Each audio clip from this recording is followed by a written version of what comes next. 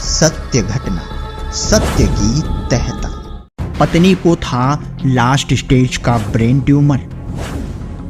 Doctor भी होने लगे हताश। तो डॉक्टर ने बोले इसका ब्रेन ट्यूमर हो गया है। इसका समय मात्र 1.5 महीना का है। जब संत रामपाल जी ने ले ली जवाबदारी, बोले मैं खुद करूंगा इलाज। रामपाल जी महाराज बोले हॉस्पिटल जाइए, आपके साथ में रहूंगा बेटा और इलाज ही मैं करूंगा।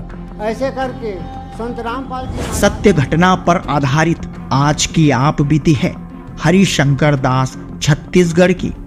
हरिशंकर जी ने बताया कि उनकी पत्नी को ब्रेन ट्यूमर था और ये ब्रेन ट्यूमर लास्ट स्टेज तक पहुंच चुका था।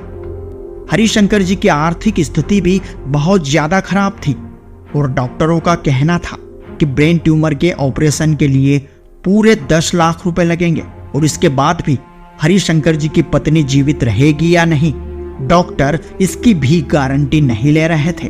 और ऊपर से अगर हरिशंकर जी चाहते भी तो हॉस्पिटल में इतनी बड़ी रकम जमा नहीं कर सकते थे। डॉक्टर के पास गए, मेरी पत्नी का तबीयत खराब था बहुत ज़्यादा। तो डॉक्टर ने बोले इसका ब्रेन ट्यूमर हो गया है, तो इसका इलाज कराना आपको ज़रूरी है। इसका समय मात्र 1.5 महीना का है। तो सर कितना पैसा लगेगा, ऐसा बोला मैं। तो 10 लाख पहले जमा करो, इसके बाद इस ट्रीटमेंट चालू होगा। तो मैं पूछा सर 10 लाख तो मेरे पास पैसा नहीं है, तो मैं कहाँ से लाऊंगा? अगर मैं लाऊंगा तो घर गिरवी करके लाऊंगा, तो ये ठीक होगा कि नहीं होगा? उससे पूछा मैं डॉक्टर साहब से।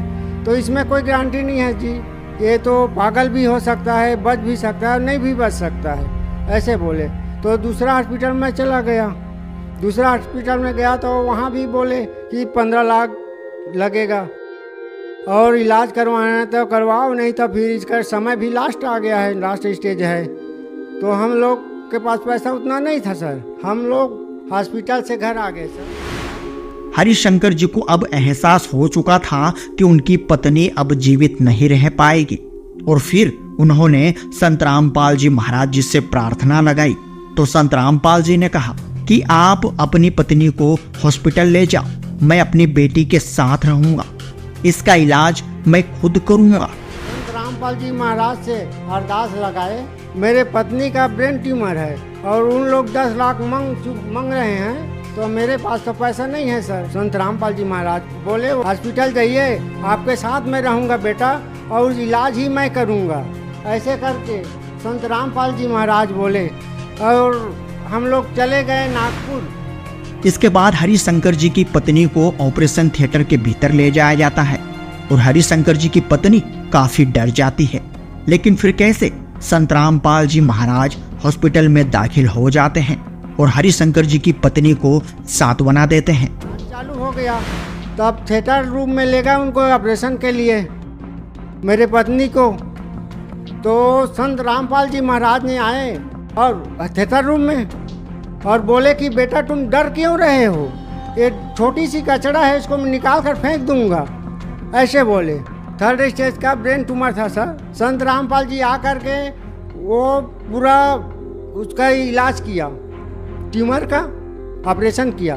डॉक्टर ने सर पहले खोपड़ी को निकालता था, खोपड़ी को निकालने के बाद फ्रिज में 15 दिन रखता है उनको, जो घाव तो सूख जाता है ना, इसके बाद वो ठीक हो, फिर ऑपरेशन करके उसको खोपड़ी को डालता है। लेकिन हमारे पत्नी को मालिक ने, संत रामपाल जी महाराज ने पूरा एक साथ पूरे सेट कर दिया। ब्रेन ट्यूमर जैसी लास्ट स्टेज की लाइलाज बीमारी जिसके सामने डॉक्टरों ने भी घुटने टेक दिए, ऐसी खतरनाक और घातक बीमारी को कैसे संत रामपाल जी महाराज ने देखते देखते ठीक कर दिया। और इस चमत्कार को देखकर डॉक्टर भी दंग रह गए। तो डॉक्टर ने बोला कि मैं ऐसा मरीज कभी देखा नहीं हूँ कि ऐसा कैसे हो गया। तो मैं बोला कि डॉक्टर सर आप इलाज अपना कीजिए, वाला कोई और है, ऐसा मैं बोला। आज मेरी पत्नी बहुत ही अच्छा है संत रामपाल महाराज की कृपा से। आखिर ऐसा कौन सा चमत्कार कर दिया संत रामपाल जी ने जिसे देखकर आसपास के लोग हक्के बक्के रह गए? क्या संत रामपाल जी ने हरिशंकर जी की पत्नी को पूरी तरह से स्वस्थ कर दिया?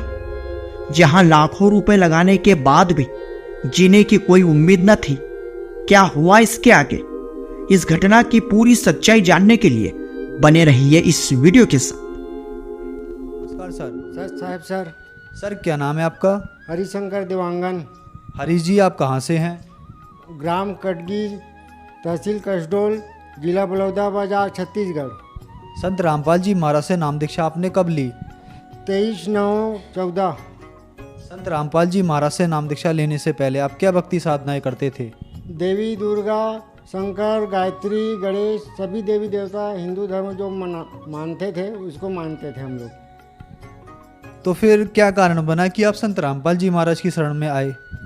मेरे पत्नी को बहुत परेशान हुआ, ब्रेन ट्यूमर था और भूत प्रेत का भी साया था। इसी कारण से मैं संत रामपाल जी महाराज से नाम दीक्षा लिया। सर, संत रामपाल जी महाराज से नाम दीक्षा लेने के बाद आपको क्या लाभ हुए? हम लोग सर डॉक्टर के पास गए, मेरी पत्नी का तबीयत खराब था बहुत ज़्यादा, तो डॉक्टर ने बोले इसका ब्रेन ट्यूमर हो गया है, तो इसका इलाज कराना आपको ज़रूरी है। इसका समय मात्र 1.5 महीना का है। तो सर कितना पैसा लगेगा ऐसा बोला मैं, तो 10 लाख पहले जमा करो, इसके बाद इस ट्रीटमेंट चालू होगा। तो मैं पूछा सर 10 लाख तो मेरे पास पैसा नहीं है, तो मैं कहाँ से लाऊंगा? अगर मैं लाऊंगा तो घर गिरवी करके लाऊंगा, तो ये ठीक होगा कि नहीं होगा? उससे पूछा मैं डॉक्टर साहब से, तो इसमें कोई गारंटी नहीं है जी, ये तो पागल भी हो सकता है, बच भी सकता है, नहीं भी बच सकता है, ऐसे बोले। तो दूसरा हॉस्पिटल में चला गया। दूसरा हॉस्पिटल में गया तो वहाँ भी बोले कि 15 लाख लगेगा और इलाज करवाना है तो करवाओ, नहीं तो फिर इसका समय भी लास्ट आ गया है, लास्ट स्टेज है। तो हम लोग के पास पैसा उतना नहीं था सर। हम लोग हॉस्पिटल से घर आ गए सर और संत रामपाल जी महाराज से अरदास लगाए। मेरे पत्नी का ब्रेन ट्यूमर है और उन लोग 10 लाख मांग रहे हैं, तो मेरे पास तो पैसा नहीं है सर। संत रामपाल जी महाराज बोले हॉस्पिटल जाइए, आपके साथ में रहूँगा बेटा और इलाज ही मैं करूँगा, ऐसे करके संत रामपाल जी महाराज बोले। और हम लोग चले गए नागपुर। नागपुर में पता लगा कि जो बॉम्बे का काम होता है वो नागपुर में हो जाता है, तो हम लोग वहाँ हॉस्पिटल में एडमिट किए। हम लोग पहले यहाँ 10 लाख मांग रहे थे सर डॉक्टर के पास, तो वहाँ गए तो उन लोग बोले कि अब आपके पास पैसा नहीं है, तब फ्री में अभी कर देते हैं, लास्ट में आप दे देना, इलाज होने के बाद में यहाँ गारंटी शुदा इलाज हो जाएगा, ऐसा बोले। तो हम लोग भर्ती कर दिए सर। भर्ती करने के बाद इलाज चालू हो गया, तब थिएटर रूम में ले गए उनको ऑपरेशन के लिए मेरे पत्नी को। तो संत रामपाल जी महाराज ने आए और थिएटर रूम में और बोले कि बेटा तुम डर क्यों रहे हो, ये छोटी सी कचड़ा है, इसको मैं निकाल कर फेंक दूंगा, ऐसे बोले। 3rd स्टेज का ब्रेन ट्यूमर था सर। संत रामपाल जी आकर के वो पूरा उसका इलाज किया, ट्यूमर का ऑपरेशन किया। डॉक्टर ने सर पहले खोपड़ी को निकालता था, खोपड़ी को निकालने के बाद फ्रिज में 15 दिन रखता है उनको, जो घाव तो सूख जाता है ना, इसके बाद वो ठीक हो, फिर ऑपरेशन करके उसको खोपड़ी को डालता है।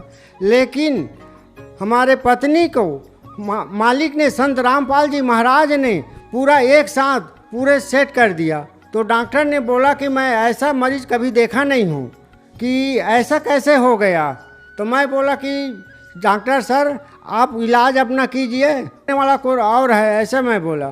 आज मेरी पत्नी बहुत ही अच्छा है संत रामपाल महाराज की कृपा से। ये मेरी पत्नी की रिपोर्ट है, एक्सरे हैं, इसमें ब्रेन ट्यूमर है, आप देख लीजिए धब्बा लगा हुआ है, इसका रिपोर्ट है। ये मेरी पत्नी की शांति देवांगन, और संत रामपाल जी महाराज से नाम दीक्षा लेने के बाद सभी सब ठीक हो गए हैं जी। इसके बाद मेरे आर्थिक स्थिति बहुत कमज़ोर थी सर।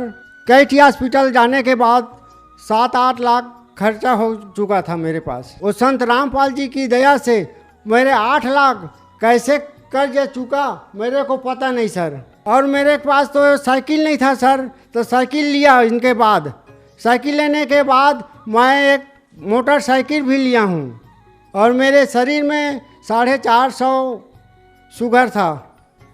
तो संत रामपाल जी से मैं आशीर्वाद लिया, तो बोला कि गुरुजी मेरे शरीर में शुगर है, आप देख लेना गुरुजी, ऐसे। तो आशीर्वाद देने के बाद 4 कदम चल चुके थे। संत रामपाल जी महाराज। तो फिर आए, क्या बेटा ऐसा बोले कि मेरे शरीर में शुगर है गुरुजी, आप दया करना। तो मालिक ने बोला कि ठीक है बेटा, दया करेंगे मालिक, ऐसे करके चले गए। मेरे शुगर एकदम नॉर्मल है, चेक कई बार किया हूँ डॉक्टर के पास, 7 साल हो चुका है। इसके बाद मैं सभी चीज़ खाता हूँ, शक्कर का मिठाई वगैरह, आलू, हर चीज़ खाता हूँ। सर, संत रामपाल जी महाराज से नाम दीक्षा लेने के बाद आपको बहुत सारे लाभ प्राप्त हुए। तो जो दर्शक आज आपको टीवी पर देख रहे हैं वो भी इन सब बीमारियों से ग्रस्त हैं। लोगों के पास पैसे नहीं है, बीमारियां बहुत ज्यादा हैं, कोई रास्ता नहीं दिख रहा है। आप उनके लिए एक बहुत बड़ा उदाहरण है। उनके लिए आप क्या कहना चाहेंगे? मैं पूरे जगत के भाई लोगों से प्रार्थना करता हूँ, दुखी हो वो संत रामपाल जी महाराज के शरण में आइए और सुखी रहिए।